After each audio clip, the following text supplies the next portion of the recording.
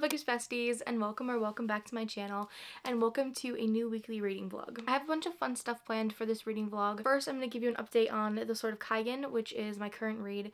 Then I'm also going to be giving you an update on my kind of like slow read on audiobook, which is The Husbands. I'm going to be showing you my genre crochet blanket that I'm working on and my ideas for that. Then I'll just continue to read the Sword of Kaigen, read The Husbands, give you guys updates every once in a while. As always, you're going to see me having some coffee. Today I have the brown sugar shaken espresso, which is like the Sabrina Carpenter one, and I put the cookie butter cold brew on it. It's not my favorite, but I like it better than without the cookie butter cold brew, but this drink is definitely not better than the cookie butter cold brew that they had. My plan for the rest of the night is to continue on The Husbands and start my first book genre square.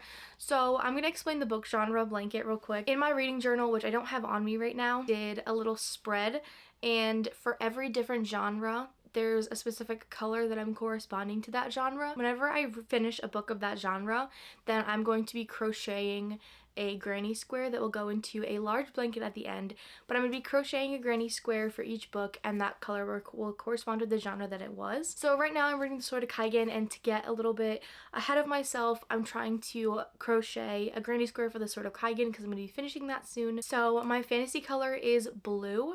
So I'm doing a sun pattern, so it's a sun in the middle and then just your regular knit granny square on the outside. So the sun will be blue, and I'm doing a cream for all of the borders, so the sun will be different colors based off of the genre. First, let me give you an update on the Sword of Kaigen. I am about 200 pages of the way through, which is 31%.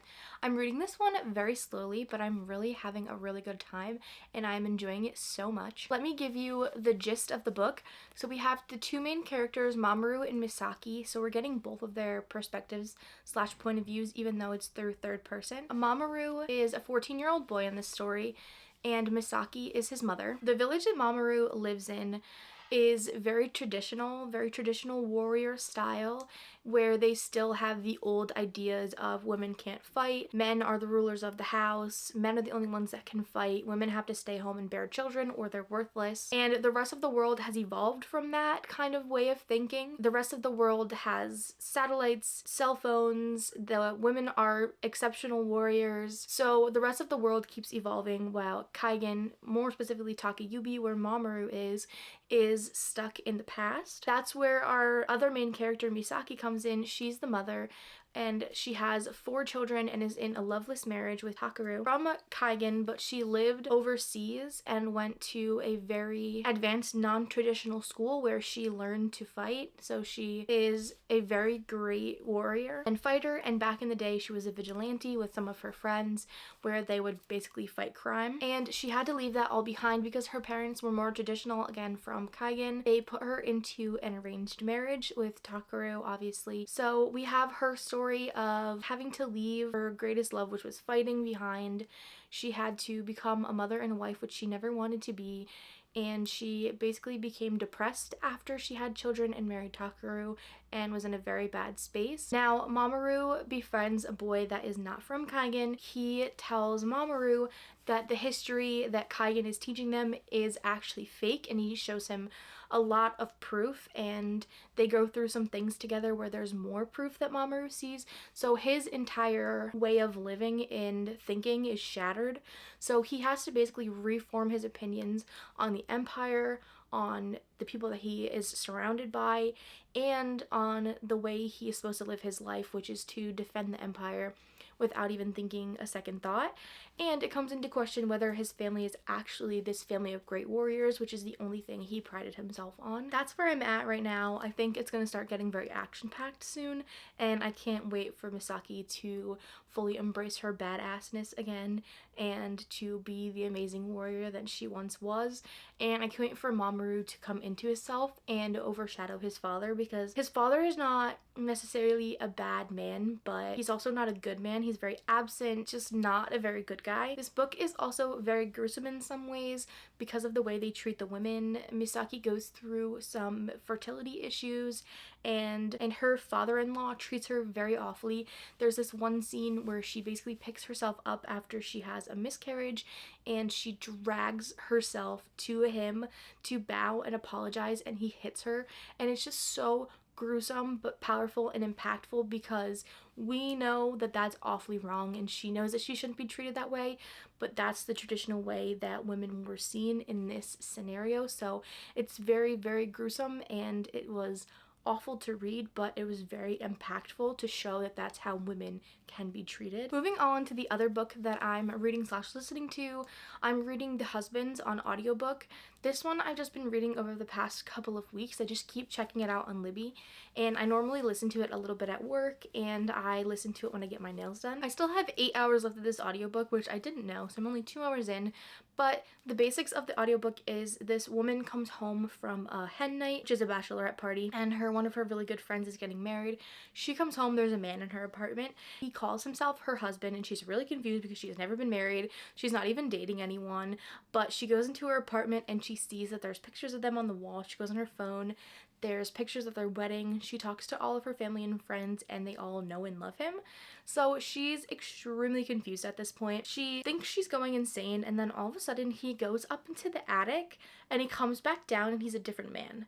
So she keeps living these little glimpses of lives with different men. So she'll not like the way he does something when he comes down, or he says the wrong thing, and she sends him back up into the attic and she gets a new man. And she finally gets someone that she likes, and he accidentally goes up to the attic and she loses him. And right now she's just focused on getting a good date to her friend's wedding, which is on Saturday. I'm gonna go crochet a granny square for the Sword of Kaigen while listening to The Husbands, so I will take you on that journey with me. So as I said before, I'm doing like a little moon pattern. I just watch a quick YouTube video and follow the pattern on there.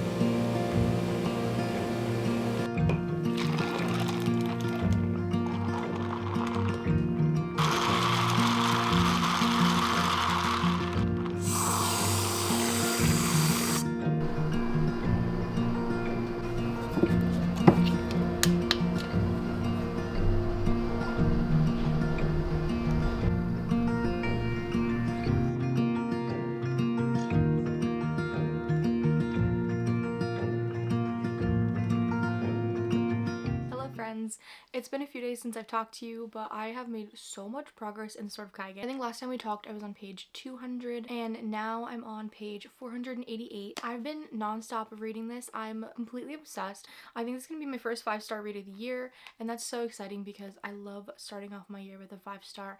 I actually started off 2024 with a 5-star as well for Butcher and Blackbird. Let me give you some updates on what's been happening.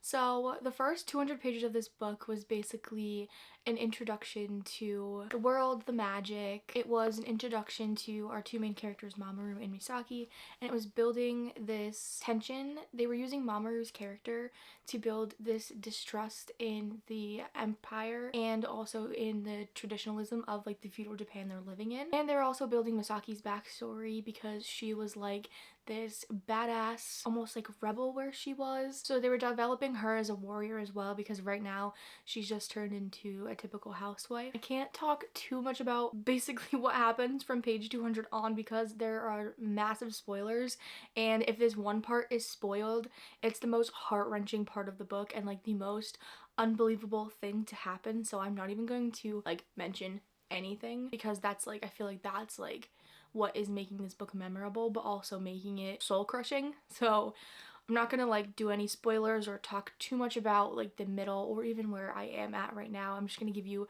the general vibes because it is truly phenomenal. You just have to read it. One thing I wanted to touch on was the fact that Misaki is portrayed as a person who fights for the people that she loves. Like, that's shown when she was younger, when she's training. That's shown in anything after page 200 where she has to fight and keep her family safe. That's to be a juxtaposition to the men who just want to fight for honor and greatness and defend the empire to just fulfill what they were born to do. So I think that's like a stark contrast of like what the men are fighting for and then what Misaki as a woman is fighting for. So there is battle in this. I'm not going to talk about the lead up to it. Again, I don't want to spoil anything. The battle is amazing. It is super realistic with the amount of tragedy, the amount of deaths. There are stakes in this.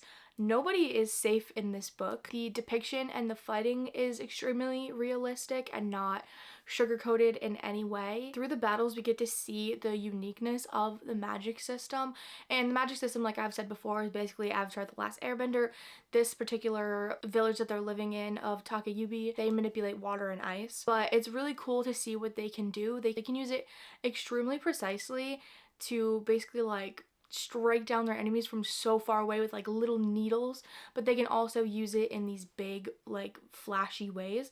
So it's really interesting to see how much you can do with water and ice in a battle and how it fares against the people that are attacking, which use wind. Another thing that I really loved was the reality of a 14-year-old boy fighting. Obviously, Mamoru is super talented. Everyone raves about him all the time, how talented he is, how wonderful he is, how strong he is. But then you put him in a real life war situation, he's scared. He's 14. He was scared. He didn't know what he was doing. He was clumsy. He was almost getting himself and others killed. So I really enjoyed that that was extremely like representative of what a 14-year-old boy would look like in war. Because sometimes you see these stories or movies or shows or whatever, and these 14-year-olds go into war and then they're the greatest war hero to ever have existed, and that's just not realistic. We get to see how devious the empire actually is and that they truly do not care about their great warrior houses that are protecting them and that they've always raised up and praised that protects the rest of the empire. We truly do get to see that they actually are using them as basically cannon fodder, like they said in one part of the book. Oh, there's so much I want to talk about and I can't. I might actually do a spoiler-filled like review of this book because there's so many things and events that I want to talk about, but I can't because they're massive spoilers. We get to see the village rebuild after this fiasco, everybody coming together. Misaki's raising up the women along with Setsuko, who is her sister-in-law. Where I'm at right now, Misaki and Takaru are having their like ultimate confrontation of this book, where she's calling him out for all of the things that he's done where he's not a man. Clashing heads, he's explaining why he did the things that he did and why he is the way that he is. But I think it's BS. I understand that he had a harder childhood and that he just is like an avoidant person, but it still doesn't excuse half the things that he's done to Misaki and how the way he's treated her. But that's where I'm at right now. I'm really excited to see where this is gonna go. I honestly have no idea. Very exciting news. I get these like points through work and we can send each other points and then it equates to like actual money. So I got Amazon gift cards and I ordered myself the new pink Kindle. So it's an upgrade from this. I've had this since like 2021 or 2022. So I'm upgrading to the new pink one. It's coming soon. So I'm very excited. I'll probably just put that unboxing and everything in next week's weekly vlog. I'm planning to just try to do a weekly vlog every week because I've been having really fun with this one. So I think I'll just put that in next week's and that'll be really fun. I'm so excited.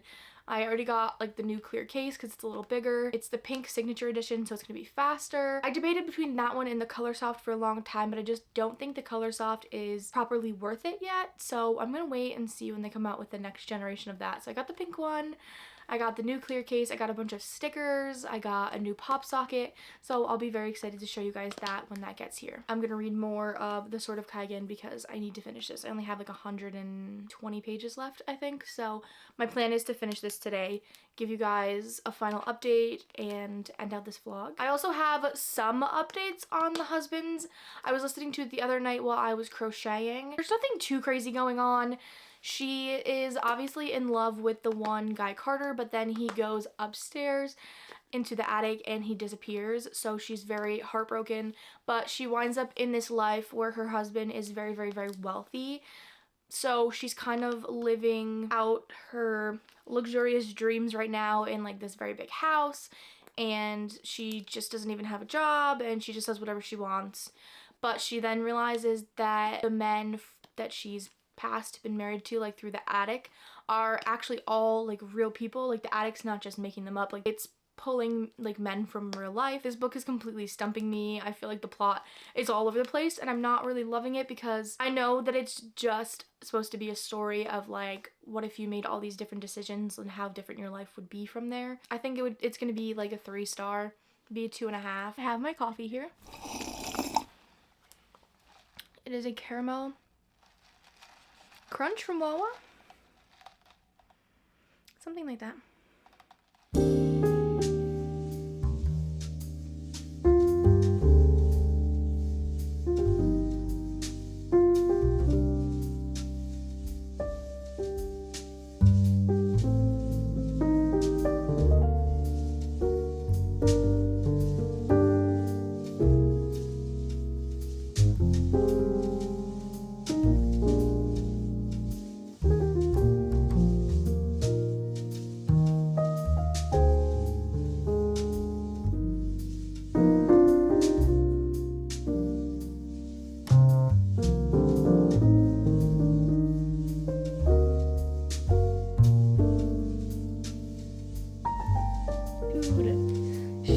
Putting him in his place. I'm so excited. Oh my god. There's so many good things happening right now.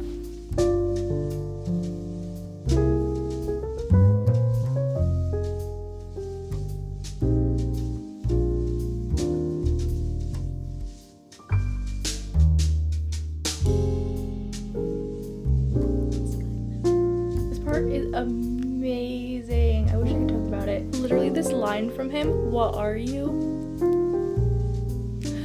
Oh, I love when a god-awful man realizes what a bad bitch he's with. Like,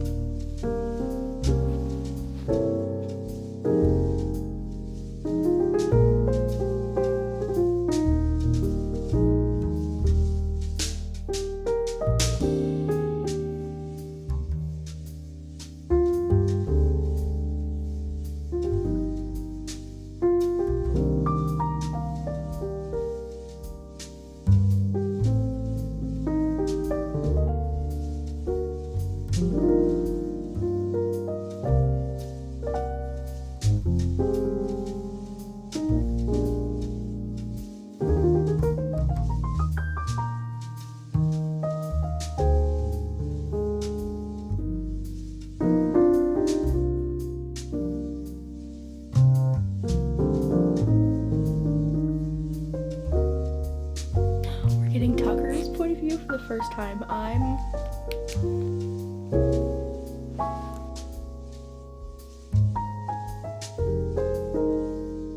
This writing is so freaking good. I don't even understand how she makes me feel so many things. I'm like sitting here like almost crying through this entire scene of learning that, like, just seeing Misaki's rage towards her husband come out, saying the things she wants to say, and then we're getting his perspective right now of why he treated her so bad, why he never like wanted to interact with her. We're learning a little bit more about his childhood and like why he is the way that he is, and it's so sad. I'm like feeling so much right now. This book is like, this is gonna be a 6-star god tier read. I'm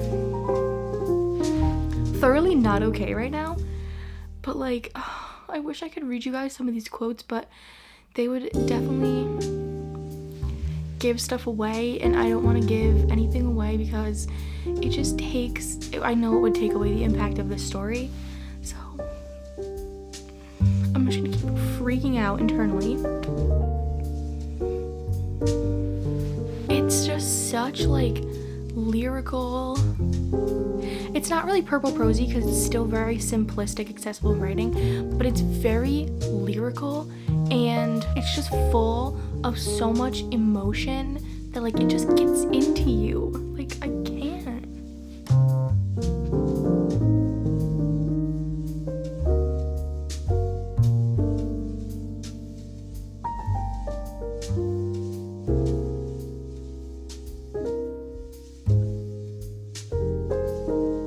Oh my god, the things. Oh my god. I'm like crying because you ever hate a character so much and then like they just start, oh my god, I'm gonna cry. He's finally realizing everything that Misaki has done for him, and he's finally just like breaking free of like everything that he was avoiding and hiding from, and he's just realizing how amazing she is and how much he owes her, and that she's actually the strong one, and that's where like their boys got their strength from, was her, not him, because he's not a strong person. He's definitely the epitome of toxic masculinity, like just being so broken on the inside, so you have to be this masculine man on the outside that takes everybody else down, and that's like the complete vibes of Takeru. That's just who he is.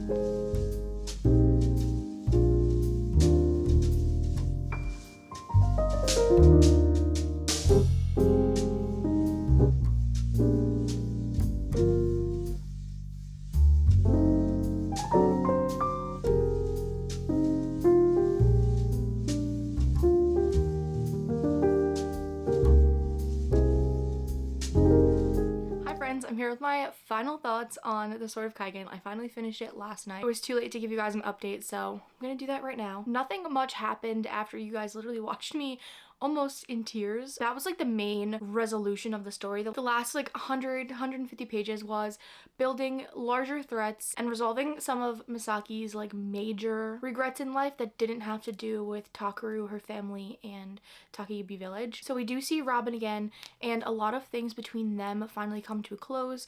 She figures out what he's been up to, what Aline's been up to, what their third friend from school has been up to, and they also resolve their love for each other and realize that they have good lives separate, and that if they were together they probably wouldn't have had a good life. It would have been very dangerous and they could have lost each other. And we get to see Takeru grow more. It was a very fast change for him, but I also feel like he was broken so much from what happened during the battle, and then Misaki continued to just break him down until he realized he needed to step up and like actually be there for her and his family. So I don't feel like it was unjustified, but it did happen very quickly. But he is so much better, respecting her, asking her for opinions, involving her in everything. It was a wonderful change to see. They're just loving their little family, rebuilding, and remembering the ones that they love. I obviously gave this 5 stars. This is one of my favorite books of all time. I'd say it's a 6-star god tier book. I think everybody needs to read it, whether you like high fantasy or not, because it's also a character driven story very heavily, as well as a story about love and feminine rage and friendship. The writing was simple, eloquent, very accessible, but also gave you so much emotion and detail about the world building and the characters and the feelings. The characters were so well thought out. They each served their purpose so well. They had ridiculous depth, backstories, feelings. I feel like they're real people, and I love when that happens in a book. The plot was slow in the beginning, but once you get past that 200-page mark and everything unravels from there, you understand why it had to be that slow. Plus, you're also getting so much character information and character build-up. You're spending so much time with them that I feel like it's necessary, even though it is a little bit slower. So overall, I barely have any critiques. I think the juxtapositions were beautiful. I think the character use was beautiful. Plot was beautiful. The meetings were beautiful. There were so many amazing quotes that I have highlighted. And if I do a spoiler-filled review, I will share those with you. That wraps up this reading vlog. So we had so much fun basically reading the Sword of Kaigen, reading a little bit of the husbands, crocheting a little bit. Next week you guys are going to be getting another reading vlog, so that's going to most likely hopefully involve me opening my Kindle and setting that up. I'm going to be starting The Favorites by Lainey Fargo, and I also started Face Off by Chelsea Courteau last night, which is another hockey romance, so you guys will get updates for those books in next week's vlog. If you made it all the way to the end of this video, please leave me either an ice cube emoji or a snowflake emoji for the Sword of Kaigen and all of the ice and snow magic that they used. Thank you for watching. Don't forget to like, comment, and subscribe for future content. Happy reading and love you. Bye.